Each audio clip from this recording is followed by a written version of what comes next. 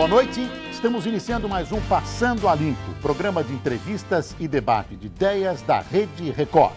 Os entrevistados desta noite são José Mindlin e sua filha Betty Mindlin, que vão falar sobre seus livros, o especialista em estética de óculos Miguel Giannini e o candidato à presidência da República, Enéas Carneiro, que já está aqui comigo. Boa noite, doutor Enéas. Boa noite, Maria.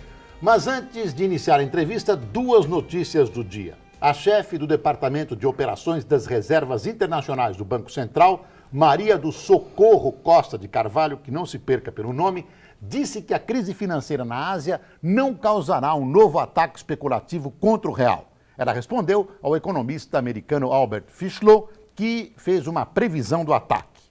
E chegou à Indonésia o primeiro grupo de técnicos do FMI. Junto com assessores do governo dos Estados Unidos, eles vão estudar um programa de emergência para o país que vive dias de muita tensão, até política, por causa da crise financeira.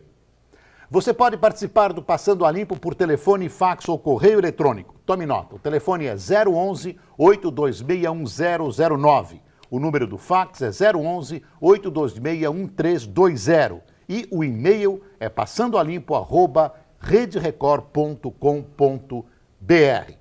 E vamos conversar com o presidente do Prona e virtual candidato à presidência da República, Enéas Carneiro, que apareceu na televisão como candidato à presidência da República, com aquele 1 minuto rápido, 15 segundos, onde ele dizia: eu sou o Enéas, e acabou fazendo bonito na última eleição presidencial, com 7%, o senhor me disse, dos votos, mais que Orestes Quércia.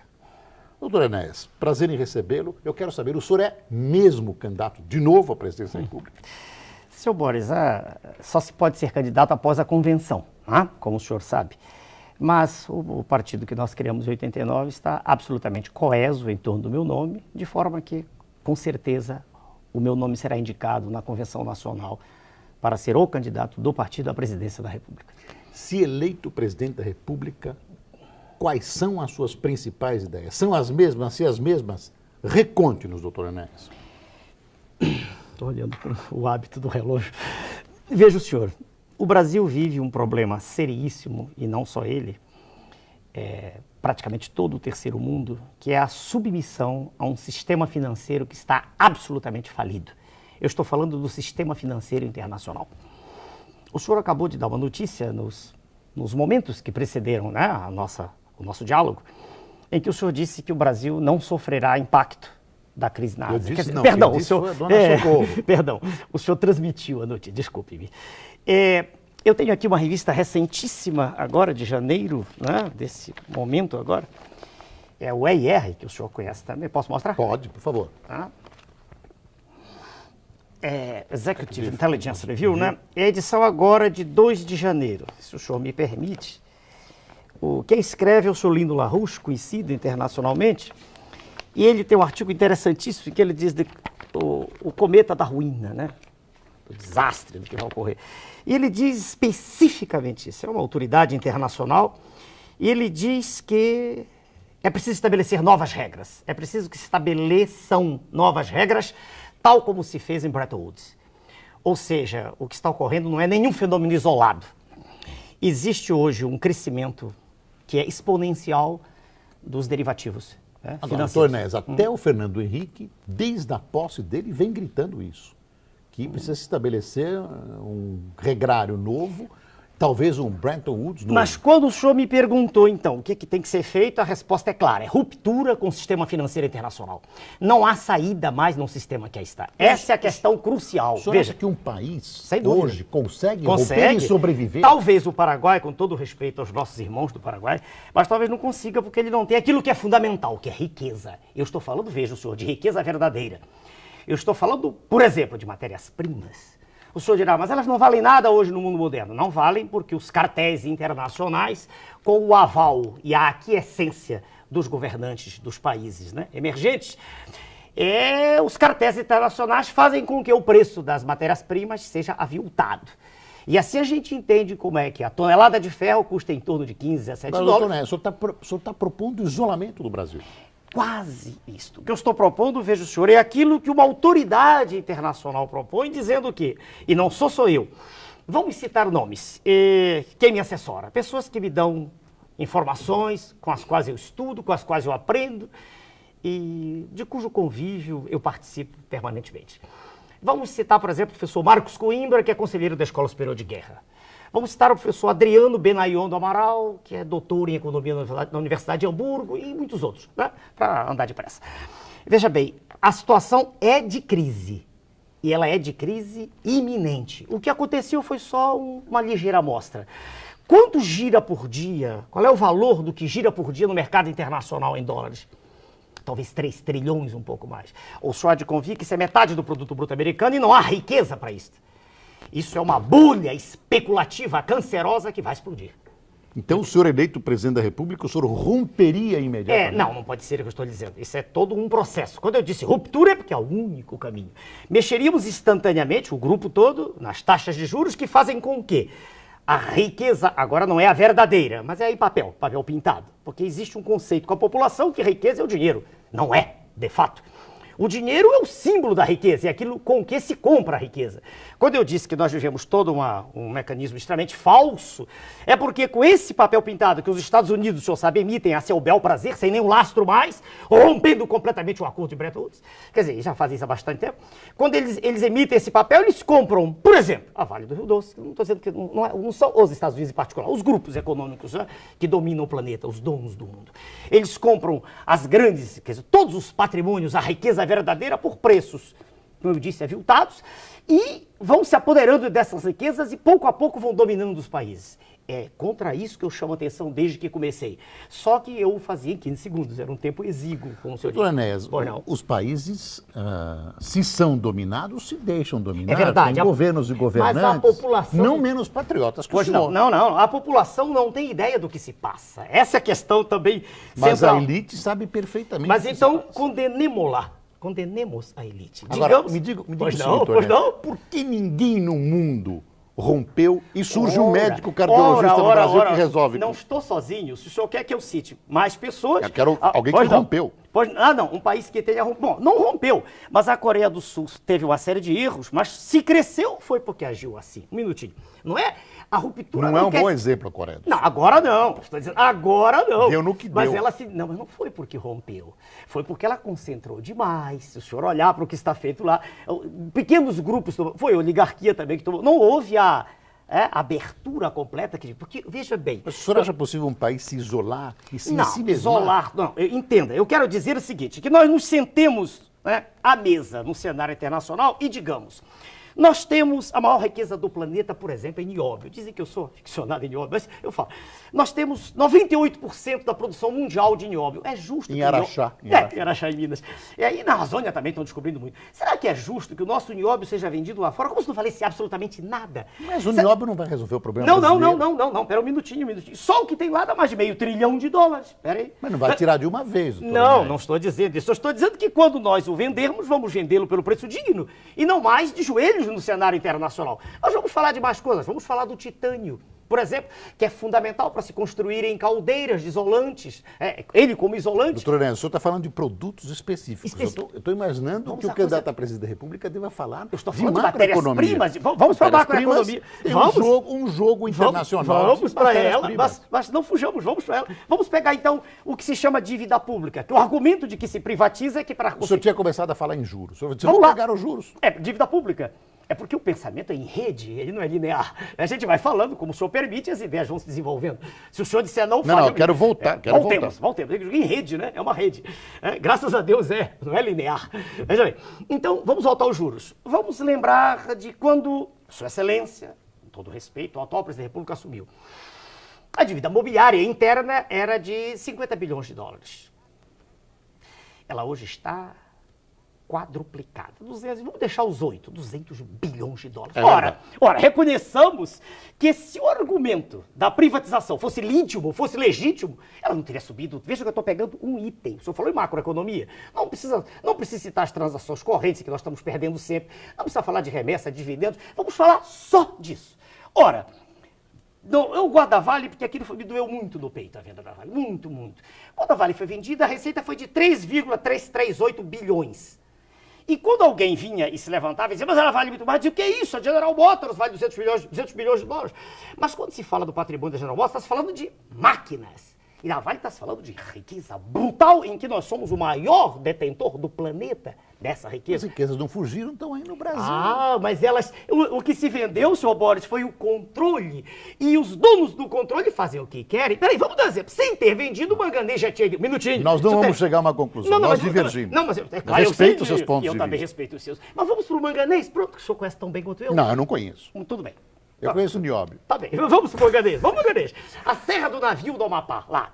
Conselheiro Lafayette Minas, muito manganês, todo ele foi embora. Manganês é fundamental para a indústria siderúrgica. Quando a nação amanhã quiser fazer aço, né? Aço, ela não vai ter mais manganês. Mas, doutor, eu concordo que o Brasil vende a preços aviltados. Isso! Graças concordo. a Deus. Agora eu pergunto ao senhor o seguinte: vai vender para quem se não vender nos preços de mercado? Opa! No momento em que o governante eleito disser vamos conversar como adultos. É a mesma história da bomba atômica. Vamos conversar não mais nós de joelhos, os senhores dando ordens. Eu não tenho interesse nenhum, senhor Boris, de ir para os salões de New York ou de Londres. Já morei em Londres 6 meses. Mas não tenho interesse nenhum em ser aplaudido lá fora. Eu quero ser aplaudido aqui dentro, na minha terra. E, em chegando lá, os preços serão os preços que nos interessam. O senhor imagina, por exemplo, a região não do... se compra simplesmente, quer dizer... Quem disse? Mas quem faz? Peraí, quem constrói avião... Volta ao nióbio que o senhor disse que gosta e conhece. Que eu sei que o senhor conhece. Quem é que constrói avião supersônico sem nióbio? Vamos lá. Quem constrói microcomputadores sem quartos? Mas o senhor acha que as pessoas que vendem nióbio no Brasil são pessoas menos patriotas que nós dois? São pessoas que cederam ao sistema. São pessoas que negociaram. Não, senhor Boris, não é negociação pegar o alumínio todo e vendê-lo lá em Tucuí. Esses são erros pontuais. Eu pergunto, não, senhor Boris, aí a nossa pergunta é o que o presidente da República vai fazer. Ele vai fazer exatamente isso. Ele vai fazer com que o Brasil seja respeitado no cenário internacional, que não é atualmente. Não, mas isso é bonito falar, agora é duro fazer. Todo mundo quer fazer isso. Não, senhor. O senhor acha que o Fernando Henrique não quer isso? Mas, Sua Excelência, o presidente diz que o caminho é esse, ele diz que a privatização é fundamental e privatizam-se. Mas quem lá de fora que manda que se privatize, se não o governo federal? Peraí, vamos devagar. Privatizaram-se estatais, as dezenas, não chegou a ser, dezenas de estatais. Privatizaram-se as estaduais. O senhor sabe que todos os governos estaduais estão endividados. Peraí, eles privatizam para conseguir caixa. E quando acabar? Os juros hoje são de 1, 2, 5, Alguns deles estão utilizando eleitoralmente o dinheiro. Não tem dúvida. Não tem nada com isso. Isso é uma distorção. Isso é uma distorção. Não. Uma distorção não foi para isso. Todos têm que fazer isso, não tem caixa. Ou o senhor acha que os governos estaduais vão ficar tutelando com dinheiro do contribuinte os déficits das empresas estatais? Peraí, mas os déficits foram fabricados também. Não, mas foram fabricados por incompetência. Peraí, vamos devagar. Na hora que Sua Excelência, o presidente que sofreu impeachment, saiu do país, um minutinho, logo que ele assumiu, a Interbrás, que era um elemento extraordinário, foi privatizada. Acabou, não foi? Acabou. Não, mas eu quero ouvi-lo. Estou interrompendo o senhor demais. Eu quero ouvi-lo mais. Não, mas eu estou procurando levar o senhor para o macro. Mas isso é o macro. De novo é uma distorção. Impor os preços com todo respeito, nas nossas riquezas minerais. Peraí. Quando a região do Ruhr, na Alemanha, não funciona senão o Japão, o tigre asiático, o grande tigre, e o Japão, veja o senhor... A Rússia também tem nióbio, não é só... Não, eu estou falando do Japão. A Rússia precisa bem menos de nós. Quer dizer, hoje todo mundo está quebrado, todos. O planeta está quebrado. Doutor Enéas, eu vou pedir um instantinho para o senhor, nós vamos fazer um pequeno intervalo comercial, depois nós vamos voltar, a entrevista está sendo curta, eu não posso fazer nada. Até já.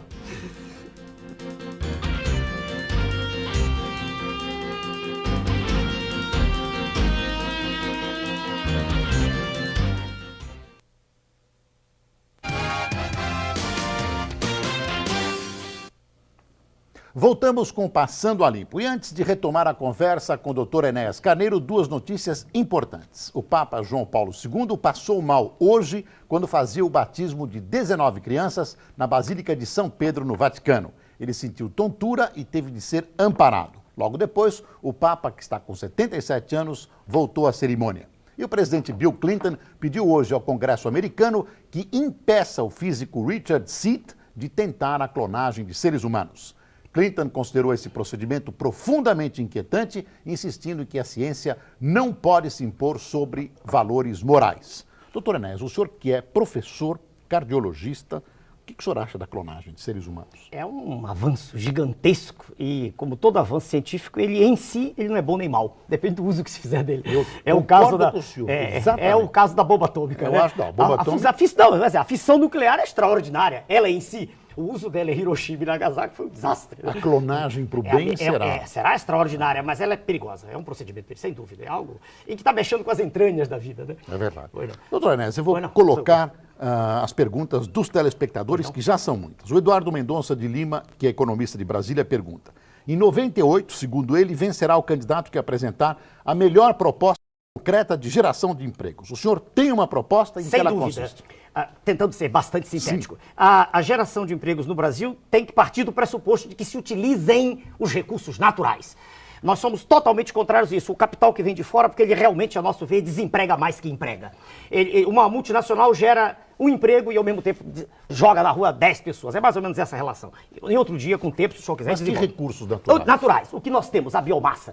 Nós podemos nos libertar da dependência energética. Por exemplo, me cite um fato concreto. Por exemplo, o álcool, por exemplo, a utilização de óleos vegetais e que só Dendê, por exemplo, nós podemos fazer 6 milhões de barris por dia. Quem que vai tomar tudo isso? Quem vai? Quem vai tomar tudo isso? Não, é para substituir o diesel. O senhor sabe. Eu sei, tô brincando. É claro. São óleos vegetais não poluentes que isso eu estou dando informação. Não sai mais caro que a nossa... Não, senhor, não sai mais caro. Sairia não sai mais caro. Porque quando o senhor está isso, o senhor está empregando pessoas não. O senhor não pode comparar um com o outro assim, pare. É igual o álcool, dizer que é mais caro, que é devagar. É um assunto que tem que ser examinado. O álcool não é mais caro, é muito mais caro. Não, também não é. Mas é outro dia. Ele é se o senhor pega a moeda sem fazer, querendo comparar R$1, sem examinar que com um o senhor gera muitos empregos. Mas aí o senhor isola o Brasil do mundo e faz as pessoas pagarem mais caro. Não, senhor, porque aí a moeda terá lastro, não será inflacionária como ela é hoje. E falsamente atrelada ao dólar com a paridade que o senhor sabe que é falsa também. Eu só queria, se o senhor me permite, eu sei que estamos no fim do programa. Não, ainda não estamos no mas fim. Quase. Eu queria aproveitar que eu comecei a falar do Japão e parei. Sim. Que é apresentado como, né, o tigre, a grande potência. Vamos só um pouquinho, não levo mais de 2 minutos. Por favor. Veja, o senhor, o Japão não tem. Ele importa 100% do manganês consumido, 100% do alumínio, 100% do nióbio, 100% do cobalto, 100% do antimônio e levaríamos... 100% do petróleo. Muito bem, mas petróleo daqui a 10, 20 anos acaba. Ele vai ter que utilizar recursos próprios mesmo, né? O que se chamou de alternativa. Muito bem, imagine se o Japão, quer dizer, o ministro japonês estiver sentado à mesa, né, de um presidente da República ou o seu representante legítimo, discutindo o preço, se haverá essa condição que há hoje em que a gente praticamente paga para exportar alumínio. Para lhe dar essas informações, é claro que eu estudei. E eu tenho informações de um indivíduo que foi secretário de Ciência e Tecnologia, que o senhor conhece, há 20 anos atrás, o professor Bautista Vidal. O Japão paga preços de mercado para a Austrália de quase tudo isso, Aí, de novo, o que é o preço de mercado? Se é a cartéis que determina. É o preço da oferta e da procura. Não é mais não. Senhor. Alguns não, alguns o senhor tem razão. Cartel. Né? Mas esse não é um problema nacional definitivo. É também. É dele que decorre tudo o mais. É por isso que não há dinheiro para educação. Nós divergimos. Pô, perfeito. E também os juros extorsivos. A gente já começa a aula, nós pagamos mais de juros só para dívida interna, muito mais do que se gasta, o dobro do que se gasta com o sistema de saúde. Do que adianta fazer projetos, sentarmos no senhor e ficar, vamos fazer isso. Eu vejo como o senhor combate. Não, doutor Enéas, eu concordo com a sua análise, o seu diagnóstico. Eu não posso concordar com a terapêutica. A terapêutica, porque na minha opinião, ela é irrealista. É respeitável sua opinião, mas teremos que discutir especificamente a terapêutica. Era fundamental. Se o senhor me perguntar qual é, eu direi para o senhor que é essa que está aí, porque todo mundo adota. Isso não quer dizer nada. Todo mundo acreditava que o mundo girava em torno do planeta Terra. E era o sábio Ptolomeu que havia ensinado. Até que um abade humilde Copérnico disse que não era. E morreu, o senhor sabe, né? Preocupado com o livro dele publicado no dia da morte. Não, nem tudo aquilo que todas as pessoas repetem, ainda mais... Mas eu sou Copérnico na nossa conversa. Não é, não. Isso será outro dia. O senhor apenas tem uma máquina gigantesca do seu lado. Não, o senhor está livre para falar. É verdade, mas veja bem, mas como o senhor mesmo reconheceu, é um tempo que ainda não é sucedido. Deixa eu fazer as perguntas e o senhor vai colocando as suas posições. Qual a proposta do Prona referente à reforma tributária? O que pensa sobre o imposto único o Augusto Vieira de Brasília, que é comerciante. O senhor Augusto, a resposta era, César Augusto. Eu vejo a proposta extraordinária do imposto único. Não conheço pessoalmente o professor Marcos Sintra, mas tenho por ele e pelo seu trabalho uma admiração profunda e ainda mais que o imposto único ele se encaixa muito bem no modelo que nós gostaríamos de ter no Brasil. Agora, a implantação dele também de imediato é extremamente difícil. Não dá para desenvolver aqui também. Doutor Enéas, tem uma suspeita sobre o plano que eu estou colocando, que é que um telespectador coloca. Quanto custa a legenda a deputado federal de senador Carlos Roberto Buonadduti, de São Paulo, capital? Por quê? Por que houve um problema em Osasco de vendas de legenda? O problema também, eu sintetizo em 2 minutos, é que um vereador nosso queria ser candidato a deputado estadual e ele era convidado a colaborar com o partido, como a maioria fez, com compra das... Posso mostrar? Pode. Compra das nossas cartilhas, que são registradas aqui, né? São registradas, tem firma, tem nota fiscal, tem tudo, né? O partido não escondia Não, isso. não é o partido que faz é uma livraria que tem meu nome, veja o senhor. Sim, não, mas quem cobra? Quem cobra é a livraria através dos colegas que estão lá na Sim, mas se ele não comprasse, ele seria candidato? Alguns sim, que deram outra coisa em troca, deram uma cota de trabalho, nem todos compraram. Mas em particular, esse senhor que fez tudo isso, não foi por nada disso que houve a briga. É porque o nosso, naquela ocasião, o presidente, lamentavelmente, já foi afastado, ele estava fazendo isso, participou, não vou dizer que estava fazendo, num determinado momento de ágil nisso. Isso é deplorável e conversamos com ele sem ofensa pessoal e foi afastado. Muito bem. Agora, por que... O PRONA está em todos os estados brasileiros? Quase todos. Estamos em 23. Juridicamente é 24, mas a representação do 24º é uma pessoa com a qual não tivemos contato. O partido é o partido que está crescendo. Ah, sem dúvida. Só para terminar essa questão que foi levantada, o rapaz apenas, o que nos incomodou profundamente foi o fato de ele ter adentrado pelo estabelecimento com um jornalista da Folha, que poderia fazer, mas dizendo que era assessor dele. Falsa identidade, o que é previsto no Código Penal. E com um gravador escondido no bolso. Esse procedimento nós não aceitamos e por isso ele foi expulso. Não é por aquilo que ele condenou, que nós também condenamos. Ele poderia ter recorrido à instância superior do partido. Essa é a verdade. Tanto que existe uma ata à sua disposição, a partir da qual ele foi expulso. Só por isso. Eu sei da expulsão, eu conheço a história, eu queria ouvir o relato da sua própria voz. Existe um código de ética, do qual, um Conselho de Ética Nacional, do qual o professor Marcos Cunha é presidente. Ele poderia ter escrito, ele poderia ter telefonado, ele não precisaria entrar com um gravador, isso é uma atitude, veja senhor, ele agiu a sorrelfa, ele agiu de maneira subreptícia, ele agiu a socapa, isso nós não aceitamos. E o Conselho se reuniu e indicou a expulsão, ele foi expulso. Doutor Enéas, tem uma pergunta aqui que é sempre colocada, e ela é sempre colocada de maneira mal educada, lhe xingando, mas essa eu acho que está colocada de maneira técnica, não ofensiva. Pois não. É do Gil Vicente de Toledo e Pisa e Oliveira, que é de São Paulo, capital. O senhor, por demonstrar ser um ultranacionalista centralizador, sem dúvida, ser contra as privatizações e rejeitar a ideia da globalização, já foi comparado ao ditador fascista italiano Benito Mussolini. É verdade, já me compararam. Essa colocação que ele está fazendo, na minha visão, é uma visão técnica. Como o senhor reage a tal comparação e quais seriam as semelhanças entre o senhor e Mussolini, na sua opinião? Primeiro, temos ainda quantos? 2, 3? Mais, mas eu aviso o senhor. Não, eu me orientar. Temos 5 minutos. As 3 são suficientes. Temos 5 minutos. A razão específica pela qual a comparação é feita é o tom enérgico, peremptório com que eu defendo minhas teses. Não, mas aqui são coisas técnicas. Técnicas, vamos lá. Sai no O Globo uma reportagem que um cidadão, não interessa citar nome, um professor de história, historiador, manda um assistente dele fazer uma tese sobre mim, específica. Imagine, tese sobre mim, virei objeto de tese. O título da tese é A Ascensão de uma Personalidade Autoritária. E, defendendo essa tese, um cidadão, não interessa o nome, entra no partido e vê as reuniões, que é aberto, claro, lê nossa cartilha e ele diz, e daí, que eu devo ser comparado. Se há alguma coisa que define o Enéas, veja a intimidade, é natural que escreva assim, né? Acha que deve ter, é que ele é um personagem peremptório, tem a certeza absoluta de estar com a verdade. Ora, isso de posse do poder político é exatamente o comportamento que caracteriza a extrema-direita totalitária. Isso é uma falsa, não é só isso. Porque a esquerda também. Aqui há uma ignorância específica. O senhor pode estar convicto de tudo e agir democraticamente. Exatamente, como sempre fiz. O direito que as pessoas se maniam, o que eu quero é só isso, esse direito.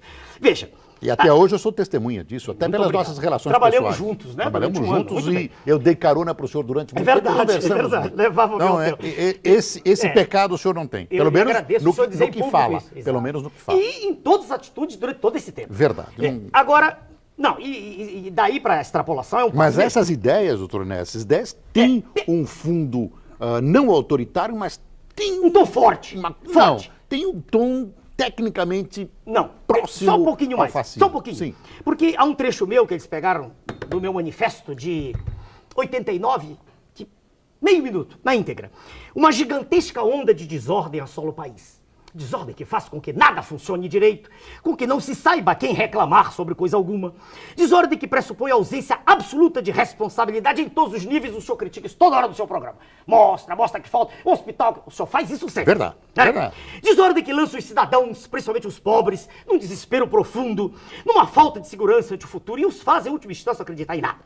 A desordem tornou-se a regra do país. Política, um minuto. Não é desordem política. Um partido, sem citar nomes, tradicionalmente dito de esquerda, eu nem acredito mais nisso, mas dito de esquerda, é herança do partidão, e que de uma hora para outra começa a defender ideias neoliberais, o oposto! Isso não é desordem, peraí.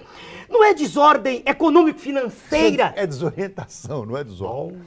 É questão semântica, não é desordem moral, isso que o senhor ataca toda hora, essa falta de respeito com o cidadão em tudo, em hospital, escola, o senhor toda hora faz isso. Agora eu vou dizer uma pessoa do nosso lado, que é respeitadíssima no mundo, não é no país. O jornal é Correio Brasiliense do dia 7 de janeiro, por favor. Eu não falo aí com jornais, é rápido, bastante rápido. Nesse jornal, Correio Brasiliense, 7 de janeiro, eu leio um trecho só de Dom Lucas Moreira Neves, cardeal primaz do Brasil, presidente da CNBB, e que cita na íntegra um texto de sua santidade, que todos respeitamos, independentemente da convicção religiosa. Todos respeitam. Diz sua santidade, ó Papa, a justiça caminha em relação permanente e dinâmica com a paz. Ambas têm em vista o bem de cada um e de todos. Por isso exigem ordem e verdade. Ordem e verdade. Ameaçada uma, vacilam as duas. Ofendida a justiça, também a paz está em perigo. Eu faço uma pergunta só para encerrar. Sim. Sua santidade, o Papa, é fascista? Não.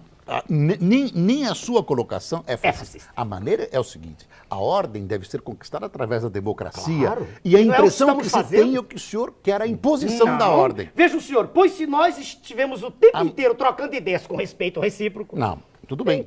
Então eu jamais quis... Eu imagino no governo. Faria o mesmo? O senhor pode baixar os generais de 64, tinham o maior respeito recíproco. Não, peraí, um minutinho. Suas excelências generais, eu já conheci 3 deles, não tinham ideia, o senhor perdeu, era só aquela luta do fenômeno para o qual eu chamo a atenção. Com todo mas eu imagino como o senhor imagina impor ou colocar o país em ordem. Eu gosto da verdade. Veja o senhor, se alguém negar que a dívida interna quadruplicou, eu me calo. Eu digo a verdade. Sim, quem me corrige...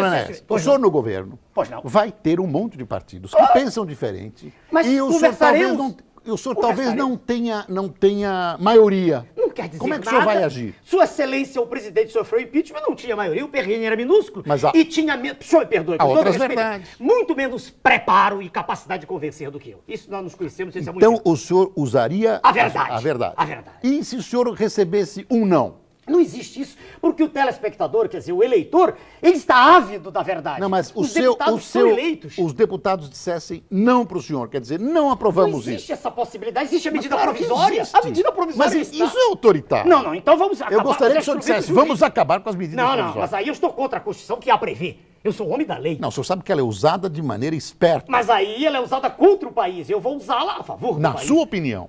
Uai, dá emprego para a população, não é a favor do país. Conforme.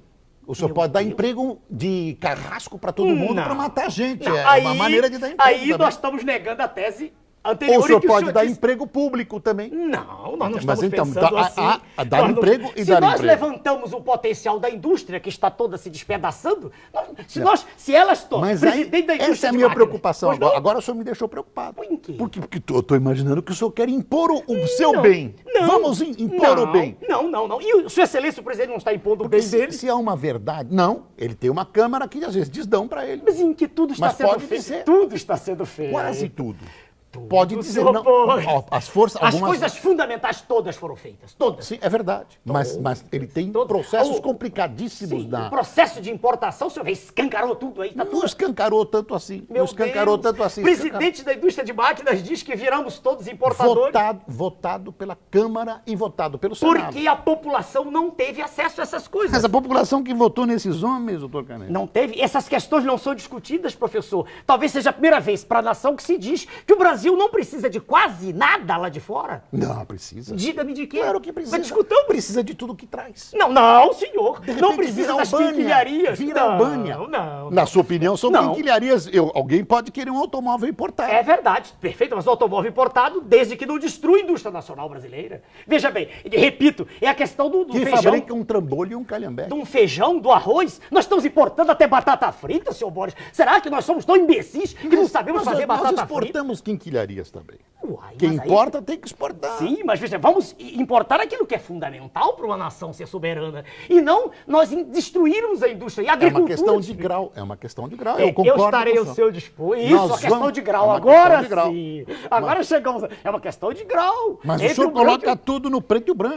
Não há matizes. Mas veja o senhor, uma conversa... ouvir isso, senhor. Claro que há matizes. Mas- Não existe o absolutamente certo e o absolutamente errado. Há matizes. Agora, nós não podemos ficar de braços cruzados diante da destruição absoluta que é Estado, o Parque Industrial Brasileiro. O senhor olha lojas e lojas fechando e quando se pergunta, filas de desempregados cada vez mais. Não é só aqui não, no mundo inteiro. Sofre mais o mundo, o subdesenvolvido que é chamado... Viu, doutor Néia? Aí, Tá chegando ao fim. não, tá chegando ao fim, claro. mas aí, nessa sua promessa de resolver isso, de impor ordem, que fica essa Não, semelhança mas veja bem, estranhíssima que eu não posso abrir mão de uma convicção. Ela é fruto de um estudo da situação. O senhor me conhece, eu não estou falando porque eu ouvi dizer. Eu estudo esses assuntos Doutor Néia, nós vamos ter chance de voltar a seu gosto. em acena E se o ideal infelizmente, seria, se o senhor nós pudesse, escolher um assunto específico nós para que teremos nós mais possamos tempo desenvolvê-lo com para profundidade. conversar. Essa Eu trarei questão. especialistas para debater. Será com uma o senhor. beleza. Eu Doutor estarei Néia, ao eu vou vontade. passar ao senhor todas essas perguntas Eu que não terei por prazer isso em eu sorteio aqui. Mas se tiver os o telefone. endereços, né? Alguns, os que tiverem endereço de telefone, eu peço que o senhor, um homem educado, Muito obrigado ao responda. senhor, claro. Muito obrigado por sua presença. Muito obrigado ao e senhor. quanto tempo o senhor terá de televisão? Queremos crer todos nós que é 1 minuto e 40 à tarde e 1 minuto e 40 à noite. Mas aí não é assim, é preparado. O seu poder de compressão é muito grande. Muito obrigado ao Muito senhor. obrigado. Obrigado pela professor sua Renato. gentileza e educação. Vamos senhor. fazer mais um intervalo. Eu volto em instantes para conversar com o especialista em óculos, Miguel Janin. Até já.